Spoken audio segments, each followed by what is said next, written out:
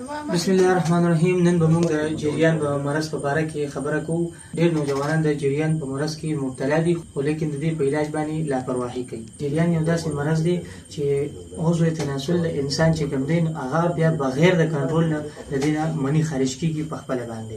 دا څه د وجې د جریان دا مسله اکثر راځي، نو زیات تر دا په خپل چې انسان کله لذت حاصلوي نو د هغې د وجې مرضي، د لاس د وجې مراتلی شي، یا د اعصابو کمزورتیا. کوم انسان چې اعصاب کمزوري ډېر زیاته د هغې د وجې هم دا جریان دا مسله راتلی شي. یا زیاتره هغه کسان چې کوم کسان د فحش مواد ګوري د هغې د وجې هم د جریان دا مسله راتلی شي. د معدې او د جګر د خرابوالي د وجې هم دا مسله راتلی شي. اوس علامات د دې سری موږ ته به څنګه پته لګي چې زموږ د جریان مسله ده. نو چې کله یو انسان تشې امتیازي کوي نو د هغې نه مخکې وروسته به سپینې غوندې اوبه د ده راځي.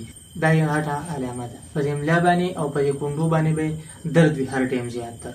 د بدن کمزوري به وي او د دماغو کمزورتیا به وي، یاداشت به هم کمزوري د دې سره سره.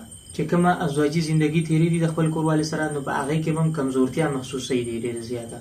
اوس د جریان نقصانات څه دي؟ دا به انساني بدن باندې څه قسم اثر غورځوي.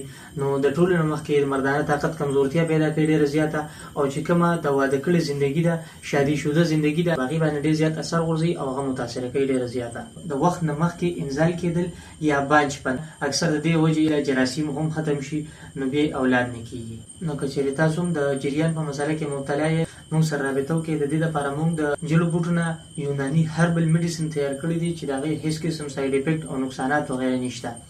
د دې سره سره موږ په زعفرانو باندې ساه اخلي کوو انشاءالله الرحمن. هغه به مو سره تاسو کې د ورځو سخت دی، نو انشاءالله چې ورځې تېرېږي نو الله پاک به تاسو له شفا درکړي. زموږ په ځان سره نوټ کې فقیر بند حاجي کروند روډ بغداد مردان. بیا هغه کسان چې کوم کسان نه زموږ ځای لري دي نو موږ سره رابطه وکړئ په نمبر باندې. نو موږ سره ډیلیوري هر قسم سہولت موجود دي. زموږ نمبر ځان سره نوټ کې 0315 13 28 555 نمبر باندې.